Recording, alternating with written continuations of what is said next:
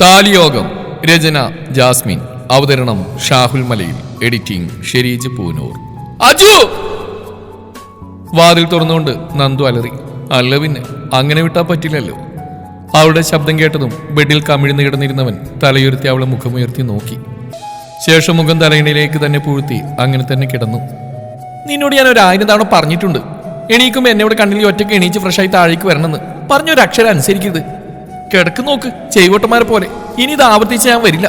കാറി പൊളിച്ച് തൊണ്ടങ്ങ് പൊട്ടട്ടെ, അപ്പൊ നിർത്തും. ബെഡിൽ കിടക്കുന്നവനെ നോക്കി 2 കൈയും ഊരെ കൊടുത്ത് അവൾ നിന്ന് പ്രസംഗിച്ചു. ആരോട് പറയാൻ, ആര് കേൾക്കാൻ? ശബ്ദമൊന്നും കേൾക്കുന്നില്ലെന്ന് കണ്ടതും അവൻ തലയുയർത്തി പതിയെ അവളെ നോക്കി. അവനെ നോക്കി ചുവന്ന് തുടുത്ത് നിൽക്കുവാണ്. അത് കണ്ടതും അവന്റെ ചുണ്ടിൽ ഒരു ചിരി വിടർന്നു. നന്ദ സുന്ദരിയായിട്ടുണ്ട്. തുടങ്ങി. അറിയാം, ഞാൻ സുന്ദരിയാണ്, കാണാൻ കൊള്ളാന്നൊക്കെ എനിക്ക് നന്നായിട്ട് അറിയുന്ന കാര്യം തന്നെയാണ്. അതൊരു ദിവസത്തിൽ 10,000 തവണ എന്നോട് ഇങ്ങനെ പറഞ്ഞുകൊണ്ടിരിക്കുന്നു വേണ്ട, മനസ്സിലായോ? ദേഷ്യത്തിൽ പറഞ്ഞു നിർത്തുമ്പോൾ അവനില്ലെന്ന് തലയാട്ടി. അത് കണ്ടത് നന്ദു പല്ല് കടിച്ചു. ആവശ്യമുള്ളതൊന്നും അല്ലെങ്കിലും തലയിൽ കയറില്ല. അല്ലാത്ത കാര്യങ്ങൾക്കൊക്കെ ഭയങ്കര ശുഷ്കാന്തിയാ. എന്തിനാണ് വിളിച്ച്? ഇങ്ങനെ മുഖത്തേക്ക് പോയി കിടക്കാനോ? അതിനവൻ ചിരിയോടല്ലെന്ന് തലയാട്ടി. നന്ദു ആഞ്ഞ് ശ്വാസം വലിച്ചു വിട്ടു. ദേഷ്യപ്പെട്ട ഇങ്ങനെ മുഖത്തേക്ക് നോക്കിയിരിക്കും, അല്ലെങ്കിൽ നിൽക്കും. അതുകൊണ്ട് ദേഷ്യപ്പെട്ട് കാര്യം സാധിക്കാൻ പറ്റില്ല. എണീക്കട കുട്ടാ, എണീറ്റ് പോയി പല്ല് തേച്ച് കുളിച്ച് സുന്ദരനായി വാ, ഞാനിവിടെ ഇരിക്കുക. അജു ഒരു ചിരിയോടെ ബെഡിൽ നിന്ന് എഴുന്നേറ്റ് ബാത്റൂമിൽ കയറി. അവളൊരു ചിരിയോടെ ബെഡിലിരുന്നു. പാവ, ഒരു പച്ച പാവം. എന്തു പറഞ്ഞാലും കേട്ടോണ്ട് നിൽക്കും, ഒരു ചെറു ചിരിയോടെ. വേറെ ആരെങ്കിലും വഴക്ക് പറഞ്ഞാൽ കണ്ണിൽ വെള്ളം നിറച്ച് തലാഴ്ത്തി നിൽക്കുന്നത് കണ്ടിട്ടുണ്ട്. അങ്ങനെ അധികം സാഹചര്യം ഞാൻ വന്നതിൽ പിന്നെ കുറവാണെന്നാണ് സേതുമ്മ പറഞ്ഞ്. ആരെങ്കിലും അജുവിന് വഴക്ക് പറയുകയാണെങ്കിൽ ഞാനവിടെ പറഞ്ഞെത്തും. അതുകൊണ്ട് അങ്ങനെ ആരും വഴക്ക് പറയാറില്ല. പക്ഷെ ഞാൻ എന്തു പറഞ്ഞാലും ഒരു കുലുക്കം ഉണ്ടാവില്ല, ചിരിച്ചുകൊണ്ട് നിൽക്കും. അല്ലെങ്കിൽ കണ്ണിമോട്ട മുഖത്തേക്ക് നോക്കി നിൽക്കും. അവസാനം ഒരു അവിഞ്ഞ ഡയലോഗും. നന്ദ നല്ല സുന്ദരിയാ. അത് കേട്ട എവിടുന്നൊക്കെയോ പറഞ്ഞു കയറും പുല്ല്. പിന്നെ ക്ഷമിക്കും, എനിക്ക് ആകെ കൂടിയുള്ള ഭർത്താവല്ലേ, അവൻ്റെ വികൃതിയൊക്കെ എന്നോടല്ലേ നടക്കുകയുള്ളൂ, അങ്ങനെ കരുതും. പാവ, എന്നെ ജീവനാ. ഉറക്കത്തിൽ ആ കൈകൾ തന്നെ ഇടയ്ക്കിടയ്ക്ക് തപ്പും. ഞാൻ പോയാലോ എന്ന് കരുതിയാവും. പാവം. അന്ന് എന്തിൻ്റെ പേരിലാണ് ഈ താലിക്കുമ്പിൽ കഴുത്തു നീട്ടിയെന്നറിയില്ല. പക്ഷെ ഇന്നറിയാം, ഇഷ്ടമാണ്, ജീവനാണ്. എൻ്റെ ലോകം തന്നെ ഇന്നെൻ്റെ അജുവാണ്. അജു കുളി കഴിഞ്ഞ് ഇറങ്ങി വരുമ്പോൾ നന്ദു എന്തൊക്കെയോ ആലോചിച്ചുകൊണ്ട് ബെഡിലിരിക്കുകയാണ്. അവൻ അവളെ നോക്കിക്കൊണ്ട് അവൾക്ക് മുമ്പിൽ വന്ന് നിന്നു. ഒരു 3/4 മാത്രമാണ് അവൻ്റെ വേഷം. അവൾ അവനെ നോക്കുന്നില്ലെന്ന് കണ്ടതും അവൻ അവൾക്കടുത്തേക്ക് മുഖം താഴ്ത്തി തലയൊന്ന് കുടഞ്ഞു. ഏയ്! വെള്ളം മുഖത്ത് പതിച്ചതും അവൾ പെട്ടെന്നൊന്ന് ഞെട്ടി. മുഖത്തെ വെള്ളം വലത്തേ കൈ കൊണ്ട് തുടച്ചുകൊണ്ട് അവൾ മുന്നിൽ നിൽക്കുന്നവനെ ഒന്ന് നോക്കി. അവളെ തന്നെ നോക്കി നിൽക്കുകയാണ്. അവനെ ഒന്ന് നോക്കി പേടിപ്പിച്ച ശേഷം അവൻ്റെ വയറിൽ പിടിച്ച് പിന്നിലേക്ക് തള്ളി അവൾ ബെഡിൽ നിന്ന് എഴുന്നേറ്റു. ശേഷം അവനെ അവിടെ പിടിച്ചിരുത്തി. അതെന്തിനാണെന്ന് അറിയാവുന്ന കൊണ്ട് തന്നെ അവൻ തലതാഴ്ത്തി നേരെ ഇരുന്നു കൊടുത്തു.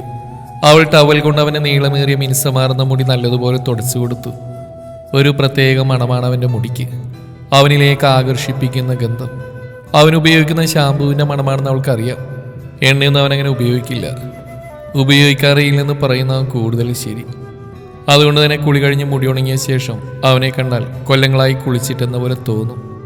നന്ദു കാര്യമായി അവൻ്റെ തലമുടി തോർത്തുകയാണ്. ഇന്ന് പതിവിന് വിപരീതമായി നന്ദു ധാവണിയാണ്, അല്ലെങ്കിൽ വല്ല ചുരിദാറോ ടോപ്പൊക്കെയാണ് ഇടാറുള്ളത്. അതെല്ലാം പുതുതായി വാങ്ങിയതാണ്. എന്നാൽ ഇന്ന് വീട്ടിൽ നിന്ന് കൊണ്ടുവന്നതിലധികവും ധാവണികളാണ്. അത് ഇടാറില്ലെന്ന് ഓർമ്മ വന്നപ്പോൾ അവൾ ഇട്ടതാണ് ധാവണി. അജു പതിയെ കണ്ണുകൾ മാത്രം ഉയർത്തി നന്ദുവിനെ നോക്കി. അവൻ്റെ മുടിയിലേക്ക് തന്നെ നോക്കി തലതൊടുക്കുകയാണ്. പതുക്കെ, വളരെ പതുക്കെയാണ് ചെയ്യുന്നത്. അജുവിൻ്റെ ചുണ്ടിലൊരു ചിരി വിടർന്നു. വികൃതി കാണിക്കാൻ തുടങ്ങുന്ന ഒരു കുഞ്ഞിൻ്റെ ചുണ്ടിൽ വിടരുന്ന പോലെയുള്ള കള്ളച്ചിരി. അവൻ വലത്തെ കൈ ഉയർത്തി ചൂണ്ടുവിരൽ കൊണ്ട് അവളുടെ വയറിൻ്റെ ഭാഗത്തെ സാരി കുറച്ച് നീക്കി. അജുവിൻ്റെ കണ്ണുകൾ വിടർന്നു. അവ കൂടുതൽ വെട്ടിത്തിളങ്ങി. വെളുത്ത നിറത്തിലുള്ള ആലില വയർ, അതിന് നടുക്ക് ചെറിയ വലിപ്പത്തിൽ ആഴത്തിലുള്ള പൊക്കിൾ ചുഴി. അവൻ്റെ ചുണ്ടുകൾ വല്ലാതെ വിടർന്നു. ഇതുവരെ ഒന്നിനോടും തോന്നാത്ത എന്തോന്ന് അവൻ ആ നിമിഷം തോന്നി. പെട്ടെന്ന് വയറിലൊരു തണുപ്പറിഞ്ഞതും നന്ദു ഒന്ന് ഇളകി. അപ്പോഴും അവൾ അങ്ങോട്ട് നോക്കിയില്ല. ചിന്തകളൊക്കെ മായ്ച്ചു കളഞ്ഞുകൊണ്ട് അവൻ്റെ തലയിൽ ഒന്നുകൂടെ തുടച്ചുകൊണ്ടിരുന്നു. വീണ്ടും വയറിൽ ആ നനുത്ത സ്പർശമറിഞ്ഞതും അവൾ മുഖം താഴ്ത്തി നോക്കി. ആഹാ! അതും പറഞ്ഞുകൊണ്ട് അവൾ അവൻ്റെ കൈ തട്ടി മാറ്റിക്കൊണ്ട് അവനിൽ നിന്ന് കുറച്ച് പിന്നിലേക്ക് നീങ്ങി നിന്നു. അജു അവളുടെ മുഖമുയർത്തി നോക്കി. അവനെ തന്നെ തുറിച്ചു നോക്കി നിൽക്കുകയാണ് പെണ്ണ്. ദേഷ്യം കൊണ്ട് മുഖമൊക്കെ ചുവന്ന് കയറിയിട്ടുണ്ട്. അത് കണ്ടതും അവൻ്റെ ചുണ്ടുകൾ ഒന്നുകൂടെ വിടർന്നു. അവിടെയൊന്നും തൊടാനും പിടിക്കാനും പാടില്ല, അല്ല പിന്നെ ഷർട്ട് ഇടാതെ മുന്നിൽ മല പോലെ വന്ന് നിൽക്കുമ്പോൾ ഞാൻ കൺട്രോൾ ചെയ്യുന്നില്ലേ, അതുപോലെ കൺട്രോൾ ചെയ്യാൻ പഠിക്കും. അവന്റെ മുഖത്തേക്ക് നോക്കി അവളൊന്ന് പുച്ഛിച്ചു. അതിൽ ഹും മാത്രമേ അവന് കേട്ടുള്ളൂ. അജു അവളുടെ മുഖത്തേക്ക് തന്നെ നോക്കിയിരിക്കുകയാണ്. അതെന്താ? പെട്ടെന്ന് അവളുടെ വയറിലേക്ക് ചൂണ്ടിക്കൊണ്ട് അവൻ ചോദിക്കുമ്പോൾ അവളൊന്ന് ഞെട്ടി. അവിടെ ഇപ്പോൾ അവൾ അറിയാത്തത് എന്താ എന്നൊരു ഭാവമായിരുന്നു അവളിൽ. അവൾ പെട്ടെന്ന് മുഖം താഴ്ത്തി നോക്കി. അവളുടെ പൊക്കിൽ ചുഴിയാണ്. നന്ദൊന്ന് പല്ലുകടിച്ചു. ശേഷം അവൻ്റെ അടുത്തേക്ക് വന്നിരിക്കുന്നവൻ്റെ വയറിൽ അവൻ്റെ പൊക്കിൽ ചുഴിയിൽ അമർത്തിയൊന്ന് കുത്തി. അജു ഞെട്ടിക്കൊണ്ട് അവളെ നോക്കി. അത് തന്നെയാ ഇതും. നന്ദു കനത്തിലൊന്ന് പറഞ്ഞുകൊണ്ട് ഷെൽഫിന്റെ ഭാഗത്തേക്ക് നടന്നു. പക്ഷെ അത് കാണാൻ നല്ല ഭംഗിയുണ്ട്, നല്ല സുഖമുണ്ട് അവിടെ തൊടാൻ, അജു പതിയെ പറഞ്ഞു. നന്ദു അത് കേട്ടിട്ടും കേൾക്കാത്ത പോലെ നിന്നു. കൈ വിട്ടുപോകുന്ന വികാരത്തെ നിയന്ത്രിക്കാൻ പാടുവിട്ടുകൊണ്ട് ഒപ്പം നാണം നിറഞ്ഞെന്ന ചുവന്ന മുഖം അവനിൽ നിന്ന് മറക്കാനെന്ന പോലെ. നന്ദ! കുറച്ചധികം സമയം കഴിഞ്ഞിട്ടും ഷെൽഫിൽ നിന്ന് ടീഷർട്ട് എടുത്ത് എൻ്റെ അടുത്തേക്ക് വരാത്തവളെ കണ്ട് അവനിത്തിരി കടുപ്പത്തിൽ വിളിച്ചു. കയ്യിൽ കിട്ടിയ ഒരു ടീഷർട്ട് എടുത്ത ശേഷം അവൾ പതിയെ തിരിഞ്ഞ് അവൻ്റെ അടുത്തേക്ക് നടന്നു. ചെക്കൻ ശരിയല്ല, അവിടെ ഇവിടെയൊക്കെ പിടിക്കാൻ തുടങ്ങിയിട്ടുണ്ട്. സൂക്ഷിച്ച് പെരുമാറിയില്ലെങ്കിൽ അസുഖമൊക്കെ മാറി വരുമ്പോൾ അച്ഛാന്ന് വിളിക്കാൻ ഒരാളെ ഞാൻ കയ്യിൽ വെച്ച് തരും. അല്ല പിന്നെ നിന്നേക്കാൾ തറയാണ് ഞാൻ, തത്തറ കൂതറ. അവൻ്റെ അടുത്തുനിന്ന് കുറച്ച് പിന്നിൽ നിന്നുകൊണ്ട് അവനെന്ന് കണ്ണുറുപ്പിച്ച് നോക്കിക്കൊണ്ട് ടീഷർട്ട് നീട്ടി. എന്നും ഇട്ട് കൊടുക്കാറാണ് പതിവ്. ഇന്നങ്ങനെ നീട്ടിപ്പിടിച്ചിരിക്കുന്നതിൻ്റെ കാരണം അവിടെ തൊട്ടതാണെന്ന് അവന് മനസ്സിലായി. അങ്ങനെ ചെയ്യാൻ പാടില്ലെന്ന് അവന് മനസ്സിലായി. അതൊരു ചീത്ത പ്രവൃത്തിയാണെന്നും. ഇനി ഞാൻ ചെയ്യില്ല. നന്ദു ഒന്നും മനസ്സിലാവാതെ അവനെ നോക്കി നിന്നു. ഇനി ഞാൻ അവിടെയൊന്നും തൊടില്ല, അതൊക്കെ ചീത്തയാണോ? ഞാനത് കണ്ടപ്പോ നല്ല ഭംഗിയുണ്ട്, നന്ദക്ക് ഇഷ്ടമായില്ലേ? ഇഷ്ട കൂടുതൽ കൊണ്ടാണ് ആ കുട്ടായെന്ന് പറയാൻ തോന്നിയെങ്കിലും മിണ്ടിയില്ല. അവനടുത്തേക്ക് നീങ്ങി നിന്നു. കയ്യിലുള്ള ടീഷർട്ട് അവൾ തന്നെ അവൻ ഇട്ടുകൊടുത്തു. അല്ലെങ്കിൽ പിന്നെ അത് തന്നെ പറഞ്ഞുകൊണ്ടിരിക്കും. എന്തിനാ വെറുതെ? പറ, നന്ദക്ക് ഇഷ്ടമായില്ലേ? ടീഷർട്ട് പിടിച്ച് നേരെ ഒന്ന് ഇട്ടുകൊണ്ട് അവൻ അവളുടെ മുഖത്തേക്ക് നോക്കി ചോദിച്ചു. അതെന്തൊരു ചോദ്യം? ഇഷ്ടമാണെന്ന് പറയാൻ നാവ് തരിക്കുന്നുണ്ട്. പറഞ്ഞാൽ പിന്നെ അത് സ്ഥിരാക്കിയാലോ? എപ്പോഴും പിടിച്ചിക്കാൻ കഴിയോ? താനൊരു വിവാഹം കഴിഞ്ഞ സുന്ദരനായ പുരുഷന്റെ കന്യകയായ ഭാര്യയല്ലേ? പറ, അങ്ങനെ ചെയ്യുന്നത് ചീത്തയാണോ? അവൻ പിന്നെയും ചോദിച്ചു. ഇനി മറുപടി പറയാതെ വിടില്ല. അവന്റെ വാശി തന്നെ ജയിക്കും. അല്ലെങ്കിൽ അവൻ ജയിക്കാൻ വേണ്ടി അവൾ തോറ്റു കൊടുക്കും. അങ്ങനെ തൊടുന്ന അങ്ങോട്ട് നോക്കുന്നൊക്കെ തെറ്റ് തന്നെയാ. ചീത്ത കുട്ടികളാ അതൊക്കെ ചെയ്യാം. നന്ദുവന്റെ മുഖം കയ്യിൽ കോരിയെടുത്ത് പതുക്കെ പറഞ്ഞു. അവന്റെ മുഖം വാടി, കണ്ണുകൾ നിറഞ്ഞു. ചെയ്തത് തെറ്റാണോ ചീത്തയാണോ എന്നറിയാതെ, അല്ലെങ്കിൽ അത് അറിഞ്ഞുകൊണ്ടുള്ള വേദന. നന്ദു അവന്റെ കവിളിൽ ഒന്നുകൂടെ മുറുക്കി പിടിച്ചു വെച്ചു. പക്ഷെ അതൊക്കെ അജി വേറൊരാളോട് ചെയ്താലാണ് തെറ്റാവുന്നത്, ചീത്തയാവുന്നത്. എന്നോട് എന്തോ ആവാം കേട്ടോ, അതിൽ തെറ്റും ശരിയൊന്നുമില്ല. അവനെ എങ്ങനെ പറഞ്ഞു മനസ്സിലാക്കണമെന്ന് അവൾക്ക് അറിഞ്ഞിരുന്നില്ല. പക്ഷെ അവന്റെ ഉള്ളിലെ സങ്കടം, അവന്റെ നിറഞ്ഞ കണ്ണുകൾ, അതുമായണമെങ്കിൽ അവൻ എന്തെങ്കിലും മനസ്സിലാവണം. അതെന്താ അങ്ങനെ?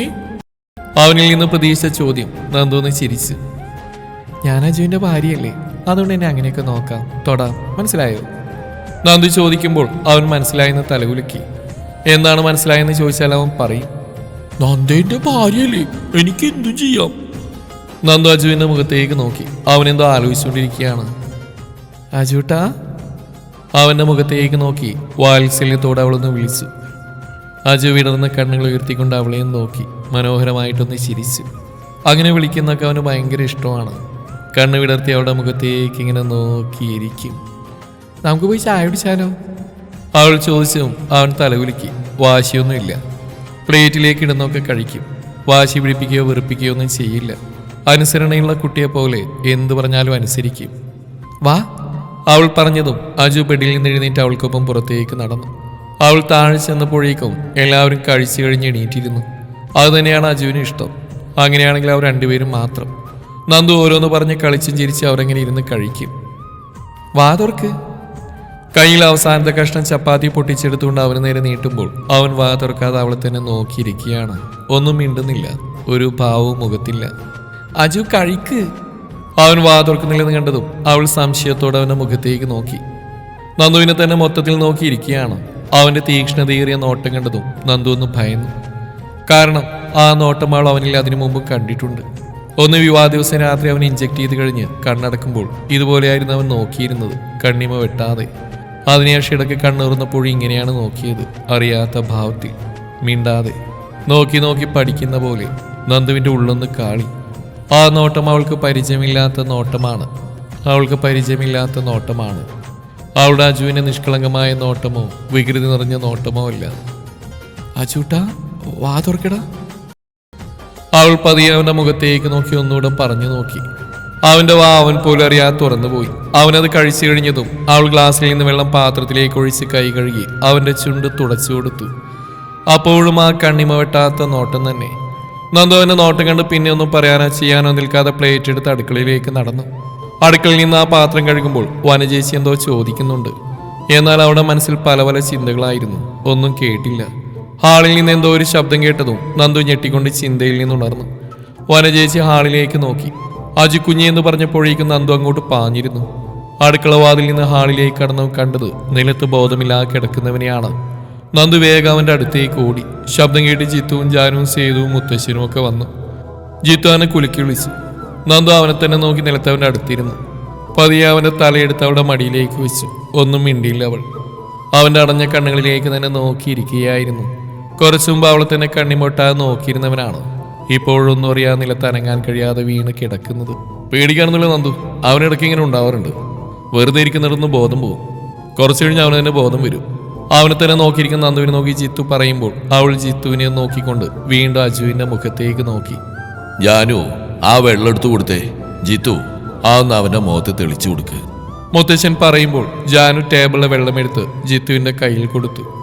അവൻ ആ വെള്ളം അജുവിന്റെ മുഖത്തേക്ക് പതിയെ തെളിയിച്ചുകൊണ്ടിരുന്നു. അവന്റെ കണ്ണുകൾ ചെറുതായി ചിമ്മി തുറക്കുന്നു. മുഖം ചുളിക്കുന്നവൾ നോക്കിയിരുന്നു. അജു ഡാ. ജിത്തു ഒന്നുകൂടെ അവനെ കുലുക്കി വിളിച്ചു. അവൻ പെട്ടെന്ന് കണ്ണുകൾ വലിച്ചു തുറന്നു. പക്ഷേ ജിത്തുവിന്റെ ശബ്ദത്തിനൊപ്പം അവന്റെ കണ്ണുകളിൽ പതിഞ്ഞത് അവനെ തന്നെ നോക്കിയിരിക്കുന്ന നന്ദയെയാണ്. അവന് മുഖം ശരിക്കും കാണാത്തതുകൊണ്ട് തന്നെ അവൻ പെട്ടെന്ന് അവിടെ മടിയിൽ നിന്ന് എഴുന്നേറ്റ് നിലത്തിരുന്നു. നിനക്ക് കുഴപ്പമൊന്നുമില്ലല്ലോ? ജിത്തു ചോദിച്ചതിന് അവനില്ലെന്ന് തലകുലുക്കി. അപ്പോഴും നോട്ട അവളിലായിരുന്നു. അവനെ തന്നെ നോക്കിയിരിക്കുന്നവളിൽ. അജു അവളെ മൊത്തത്തിലൊന്ന് നോക്കി. നന്ദു, അവന് കൂടി റൂമിൽ പോയി കുറച്ചു നേരം കിടന്നോ. കുറച്ചു കഴിഞ്ഞാൽ ഈ മടുപ്പ് മാറിക്കോളും. ജിത്തു പറയുമ്പോൾ അവൾ തലകുലുക്കി പതിയെ എണീറ്റു. ജിത്തു അജുവിനെ പിടിച്ചെണീപ്പിച്ചു. കുറച്ചു നേരം പോയി കിടന്നോട്ടോ, അപ്പോഴേക്കെല്ലാം മാറിക്കോളും. ജിത്തു അവന്റെ മുഖത്തേക്ക് നോക്കി പറയുമ്പോൾ അവൻ നന്ദുവിനെ നോക്കിക്കൊണ്ട് തന്നെ തലകുലുക്കി. നന്ദു അവന്റെ കയ്യിൽ പിടിച്ചുകൊണ്ട് മുന്നോട്ട് നടന്നു. അവരുടെ മുറിയിൽ കയറി വാതിലടച്ച് തിരിഞ്ഞപ്പോഴും അജു അവളെ തന്നെ നോക്കി നിൽക്കുകയാണ്. അജു, എന്തുപറ്റി? എന്തെന്നെ ഇങ്ങനെ നോക്കി നിൽക്കുന്നത്? നിനക്ക് വയ്യേ? ആ തീക്ഷ്ണതയേറിയ നോട്ടം അവൾക്ക് താങ്ങാൻ കഴിയാത്ത പോലെ. അവിടെ അജുവിന്റെ നോട്ടമോ ഭാവമോ അല്ല. വാ, കുറച്ചു നേരം കിടക്കാം. നന്ദു അതും പറഞ്ഞുകൊണ്ട് അവന്റെ കൈ പിടിച്ച് ബെഡിലേക്ക് നടന്നു. അവനെ ബെഡിൽ കിടത്തി അവന് നേരെ അവളും ചിരിഞ്ഞു കിടന്നു. അജുവിന്റെ കണ്ണുകൾ പതിയെ അടഞ്ഞു പോകുന്നുണ്ട്. ഉറങ്ങിക്കോ, ഒന്നും ആലോചിക്കേണ്ട, ഞാനില്ലേ. അജു കണ്ണൊന്ന് ചിമ്മി തുറന്നു. അവനെ തന്നെ നോക്കി കിടക്കുന്നവളെ അവൻ നോക്കി. നെറ്റിയിൽ കട്ടിയിൽ കിടക്കുന്ന സിന്ദൂരം, കഴുത്തിൽ കിടക്കുന്ന താലിമാല. അവന്റെ കണ്ണുകൾ അതിൽ മാത്രം ഉടക്കി. അജു, വാടകൂട്ടാ. അവൾ അവന്റെ മുഖത്തേക്ക് നോക്കി പതിയെ പറഞ്ഞു. അവനെന്തെങ്കിലും മനസ്സിലാവുന്നുണ്ടോ എന്നറിയാൻ. അവൻ അനങ്ങാതെ അങ്ങനെ തന്നെ കിടക്കുകയാണ്. എന്തോ അത്ഭുതം കേട്ട പോലെ അവളെ തന്നെ നോക്കി കിടക്കുകയാണ്. നന്ദുവിന്റെ കണ്ണ് നിറഞ്ഞു. അവളുടെ അജു ആണെങ്കിൽ അങ്ങനെ കേട്ട് അവളുടെ അടുത്തേക്ക് വന്ന് ചേർന്ന് കിടക്കും, കെട്ടിപ്പിടിക്കാൻ, അവളെ ചേർത്ത് പിടിക്കാൻ. നന്ദുവിനെ ഒന്നും പറയാതെ അവന്റെ അടുത്തേക്ക് ചേർന്ന് കിടന്നു. അവൻ അവളെ തന്നെ നോക്കി കിടക്കുകയാണ്. കണ്ണുകൾ മാറ്റുന്നേയില്ല. കൺപീലികളൊന്നും ചിമ്മി തുറക്കുന്ന പോലുമില്ല. നന്ദു അവന്റെ മുഖം അവളുടെ നെഞ്ചിലേക്ക് അമർത്തി വെച്ച് അവനെ മുറുക്കെ കെട്ടിപ്പിടിച്ചു. അവന്റെ മുഖത്ത് ആശ്ചര്യമാണ്, കണ്ണുകളിൽ വേറെ ഒരു ഭാവം. അവനെന്തോ ചോദിക്കാൻ ശ്രമിക്കുന്നുണ്ട്. പക്ഷേ നാവിന് ഭയങ്കര കനം, ഒരുതരം തരിപ്പ്, ഒന്നിനും കഴിയുന്നില്ല. നാവ് ചലിപ്പിക്കാൻ നോക്കിയുകൊണ്ട് തന്നെ അവനിൽ നിന്നൊരു ശബ്ദം പുറത്തേക്ക് വന്നു.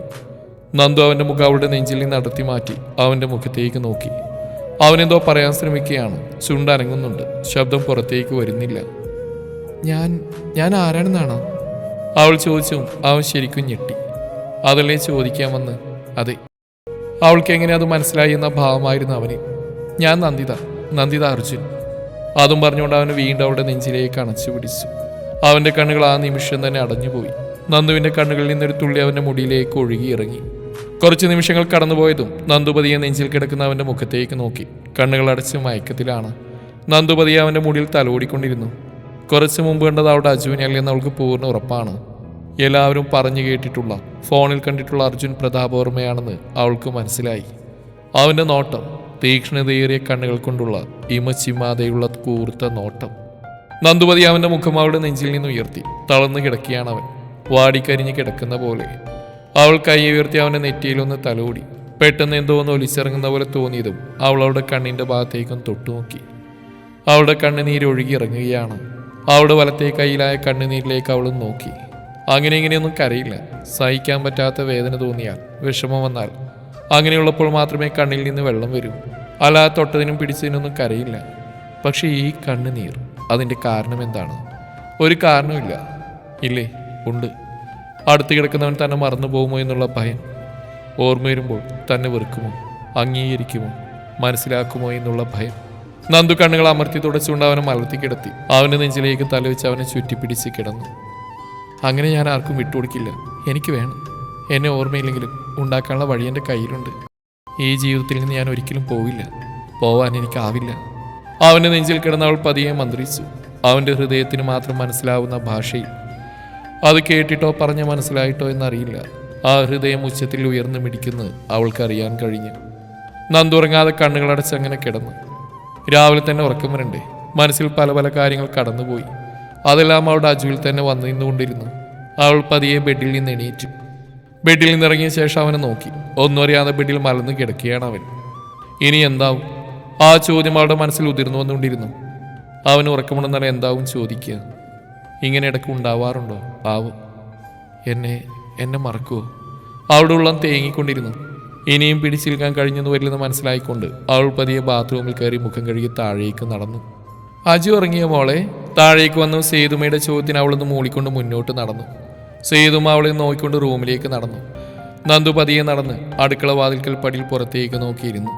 ഇത് കഴിക്കൂ പൂച്ചേ, കൊടുക്കുന്ന കഴിക്കില്ല, കട്ടതേ കഴിക്കൂ. ഇങ്ങനെ പാടുണ്ടോ? എന്തൊക്കെയോ പറഞ്ഞുകൊണ്ട് വനജേച്ചി പൂച്ചയ്ക്കൊരു പാത്രത്തിൽ എന്തൊക്കെയോ ഇട്ട് കൊടുക്കുന്നുണ്ട്. അതാണെങ്കിൽ വനജേച്ചിയെ മുട്ടിരുമി എന്തൊക്കെയോ പറയുന്നുണ്ട്. ആ മോളെന്താ ഇവിടെ വന്നിരിക്കുന്നത്? അജു കുഞ്ഞ് ഉറങ്ങിയോ? അവള് മൂളിയതുകൊണ്ടാവും വനജേച്ചി പുറത്തെ കൊട്ടത്തളത്തിൽ കരിക്കുടുക്കയിൽ വെള്ളം പാർന്നുകൊണ്ട് അവളെ ഒന്ന് തിരിഞ്ഞു നോക്കിയത്. പതിവില്ലാതെ അവളുടെ കിളി പോയ പോലുള്ള ഇരിപ്പും മൗനവും മൂളിലുമൊക്കെ എന്തോ ഒരു വിഷമം അവൾക്ക് ഉള്ള പോലെ തോന്നിച്ചു. തുടരും ഈ കഥയുടെ ബാക്കി ഭാഗം നാളെ ഇതേ സമയം.